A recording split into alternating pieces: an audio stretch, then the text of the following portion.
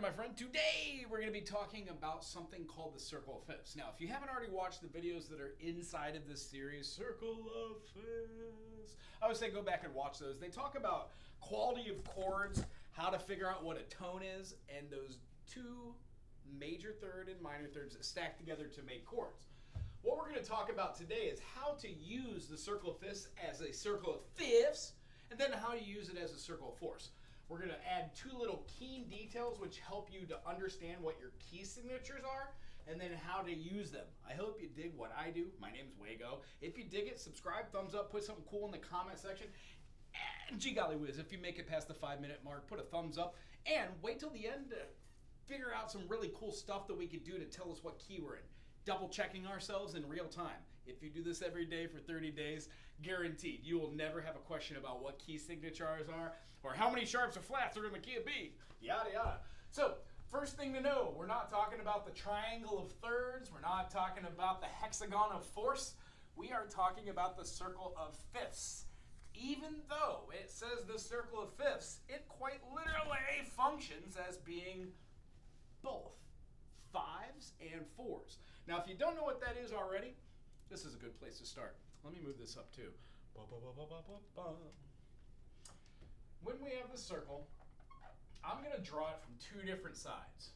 This is going to be the circle of fours. This is the circle of fifths. However, both of these go over themselves, meaning when we play a C major chord, there are no sharps and flats.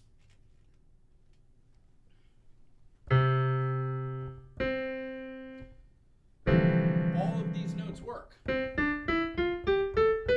And they're named as such. C, D, E, F, G, A, B, C. When we play them tertiarily, meaning we have a major third and a minor third, which makes up a major chord, when we move those up in function, we find ourselves playing C major, D minor, E minor, F major, G major, A minor, B diminished, and then C. The last one being different than the rest of them because it doesn't just flippity-flop the major third and the minor third, but it also has a stack of a minor third. Now again, if you don't know what I'm talking about, this is what I'm talking about. Sorry. Whenever we're reading any staff, let's say we're going to be reading the treble clef right here. Ooh, nice and new marker. Bar it off, make a measure, throw our treble clef, which tells us we're in the G clef. All the notes are correlating from there. When we find ourselves doing something like a C major, in either one of these, the circle of fourths or circle of fifths. Simply said, we're going to be moving functionarily that way in 5 notes, and then we're moving functionarily that way in 4 notes, adding flats accordingly and adding sharps accordingly. So watch what we do here. If we wanted to know what these notes were, if I said C, and we know that the ledger line below the treble clef is a C, now we do. If we were to go up and stack, skip a space, stack on a line, skip a space, and stack on a line, this gives us what we would have in the key of C. As we just said, no sharps and no flats. We would have a 1 chord, that's our C. We would have a 4 chord, that's our F. And we would have a 5 chord, that's our G. Now these are the major chords. And it just so happens when we go around the circle like this, they happen to be in fourths. I mean, fifths. That way, they're the fourths. Now watch me now. C, D, E, F, G. There it goes. G, A, B, C, D. D, E, F sharp, G, A. Now the reason why I said F sharp is because in the key of C, no sharps and flats. In the key of G, 1. That sharp is the 7th. Now, here's where it gets interesting. When we do any of these other chords in the key of C, it spells out C major, D minor, E minor, F major, G major, A minor, and then B diminished. Meaning, there are no sharps and flats. Those are the notes we just played. Do, re, mi, fa, sol, la, ti, do. Out of 7 notes in a diatonic scale, meaning di of 2 of the C and the A minor, we have a key signature that has no sharps and flats. C major is C major as the 1. But when we put a sharp here on the top line, the F line, G, A, B, C, D, E, F, we now have a key signature of G major or E minor, meaning 1, 2, 3, 4, 5. When we go 5 notes away, it no longer has 0 sharps and 0 flats. It has 1 sharp. That sharp is F sharp. So every time we go through the circle naming other notes 5 notes away, we include those sharps. These sharps. Them sharps? The sharps. There it is. So when we go G to D, G, A, B, C, D, no worries, no sharps already. But when we say the F or the C, the G, the D, thus forth, must put the sharp. D, E, F sharp. G, A has 3 sharps. F sharp, C sharp, and G sharp. When we keep going, A, B, C sharp, D, E. E has 4 sharps. F sharp, C sharp, G sharp, and D sharp. When we do E, E, F sharp, G sharp, A, B. Kaboom! There we go. B, C sharp, D sharp, E, F sharp. Okay. You see where we're going with this? F sharp, G sharp, A sharp, B sharp, C sharp. When we go through all these, we find ourselves going all the way around the circle. Now, there are 7 keys right here. 1, beep, boop, boop. 1, 2, 3, 4, 5, 6, 7. The C makes the 8th, but we'll wait for that because there are 7 sharps, 7 flats, and then C is in both, hypothetically, because it's neutral, or it has the lack of sharps or flats. Meaning there are 15 key signatures, and when you know 15 key signatures, you are in business. Wait till the end of this video and I'm going to show you a mechanism to check everything we're about to do here. When we change this to a G major, this is still a C major. However, when we make this that, it alters what this C note is and thusly makes this into a different chord. So what we do is we look at chord analysis through the eyes of intervals and through chord structures. Chords are made off of having a major third, which we just saw, and then minor chords are made off of switching that major third, which has 4 minor seconds. Let's take a gander at the piano, see what that looks like. When we have, let's say in the key of D, D to E is a major second. When we go D to E, that's composed of 2 minor seconds. Well, 4 minor seconds makes the sound we would hear as a harmony of a major third. The next one, we would have 1, 2, 3, up to the 5th. So a 1, 3, 5 is a major chord. When we make this 3 intervals, 1, 2, 3, it's now a minor third. Thusly switching the distance between these two to be a major third. Hence, a minor has a minor third plus a major third. When we play any chord on the piano, it's the same way except for 2 other types of chords. Diminished and augmented. But we'll talk about that again. This right here is your circle of sharps. When we go the other way, we're counting 4. So do it with me now. C, D, E, F. Circle O fourths. Now here's the caveat. F and C stay the same in both of these, but each one of these adds on a sharp. The only ones that look different are these 2, which happen to be the 2 that you keep in both of these. When we go to our next 4 notes away, we add it as the B flat. Why? We already have a B. Circle 5ths, it's good. Circle 4ths gives us the B flat. Thusly, we continue all those flats. B flat, C, D, E flat now. E flat, F, G, A flat. A flat, B flat, C, D flat. Here we go. Now this D flat, believe it or not, is enharmonically the same thing as C sharp. Therefore, they are just the same thing written in 2 different ways. When we go to the next, D flat, E flat, F, G flat. G flat, if you look at it, is an F sharp. F sharp is a G flat. If you haven't seen this before, these are just how to name something called enharmonic equivalences. When we play a G flat, that G flat is the same note as an F sharp. Hence, D flat is a C sharp. And then the last one, which is very confusing, B sharp is a C. C flat is a B. Therefore, when we're playing in our circle 5ths, it allows us the opportunity to see what it might be easier to name a key rather than having keys that have a lot of sharps and flats and or playing in something we call a hypothetical key.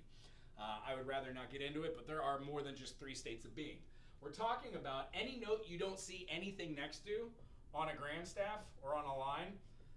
This just happens to be middle line. If you put a sharp on this one, right, it makes the note sharp. So you would go from having a tone up a half step or augmenting it a half scale. If we see this as going up another tone, we could call it a double sharp. Double sharps would go up a major second rather than that minor second. So it would actually move up in augmentation by 2 half steps.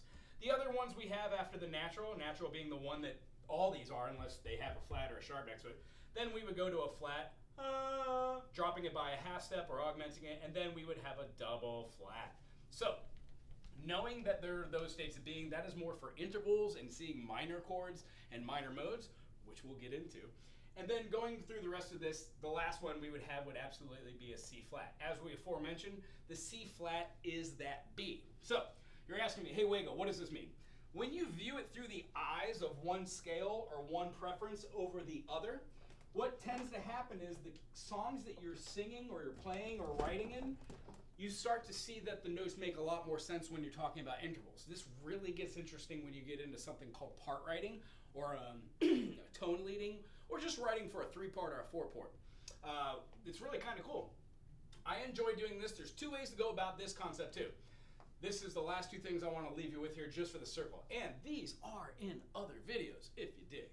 When we go through here, I can either go and write A minor, E minor, B minor, F sharp minor, like that. Or I could utilize the circle fifth to know what the relative minors are in 2 different ways. C major, as we aforementioned, these are called diatonic scales, meaning C major and A minor share the same key. So if I wanted to go, let's say to, how about B flat? We're gonna have B flat as one of our flats, right? Because the key of F has 1 flat. F major, G minor, A minor, B flat major, C major, D minor, E diminished, F.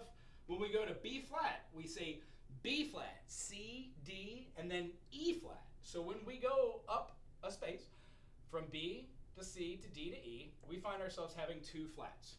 Thusly, I know that this, in the treble clef, is the key of E. The 2 flats that I have, I'm sorry, the key of B. The 2 flats that I have are B flat and E flat. Meaning, when we say these 7 over here, the diatonic scale, we would say B flat, C, D, E flat, F, G, that looks like an A, doesn't it? And then A diminished. Cool? So, here's what you've been waiting for. If I knew how to do sound effects, there'd be like a huge applause right here. How many notes in a diatonic scale? 7. How many flats are in the key of B flat? 2. There are 5 sharps in the key of B. Let's double check it. None, 1, 2, 3, 4, 5. That seems to pan out. The 5 notes in the key of B that are the same as all of these would do this. Everything sharpens. This goes to a natural, but I don't write the natural because that's just too much writing. So we just write C sharp. Because this was a natural, right? Now when we sharpen it, it's still minor, but now we change it to a sharp. E flat goes to E natural, so it's an E flat natural. F goes to F sharp. G minor goes to G sharp minor, and then A diminished goes to A sharp diminished. 1, 2, 3, 4, 5. In order, F sharp, C sharp, G sharp, D sharp, A sharp. B has 5 sharps, B flat has 2. That mechanism will always work for every key. If you say how many sharps and flats are in the key of D, you say there are 2, F sharp and C sharp. D, E, F sharp, G, A, B, C sharp, D. Throw them up there, take away the 2 sharps. There are 5 flats in the key of D flat. The only 2 notes in D flat that were not flat or sharp are the 2 that were in D, F and C. So you could say D flat, E flat, F, G flat, A flat, B flat, C, and know definitively what those are. And then the last thing, writing in these, we could just go 4 notes away. The circle fifth tells you that. What is the relative minor in the key of B flat? Well, if you could see that B flat, F, C, and then G, G has 1 sharp, G minor is the relative minor in the key of B flat, giving you the diatonic phrase. What does that mean? all the notes in G minor are all the same notes in B flat major. Ta-da! This is how you use the circle of fifths relatively as the fourths, as the fifths, how to find your relative minors. And yes, you can go around the whole thing. When you go past here, you can even go C sharp, D sharp, B sharp, F sharp, G sharp. Yeah, you can say G sharp is the is the relative minor there, but honestly, it gets a little wordy with all these enharmonic equivalences. It's much easier to just take a look at this and have an idea. And when you look at E, go, cool, 1, 2, 3, 4. C sharp, that's the relative minor of the key of E. And then you can play in both of those on your instrument of choice. Anywho, really hope you enjoyed today. This is a great way to start writing this out every day, 30 days. If you write this out and you do it the exact same way I did, watch more videos, Google all these concepts, and ask questions. You too will be able to know immediately how to say, how many sharps and flats are there in the key of C? None. C major, D minor, E minor, F major, G major, A minor, B diminished C. And how many sharps are in the key of C sharp? C sharp major, D sharp minor, E sharp minor, F sharp major, G sharp major, A sharp minor, and then B sharp diminished.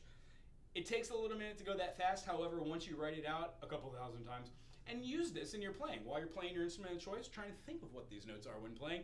And one day they will actually make sense together, and it is sooner than you think. If you have any questions, put in the comment section below, and we will see you for our next series. We're going to be talking about intervals. Aloha.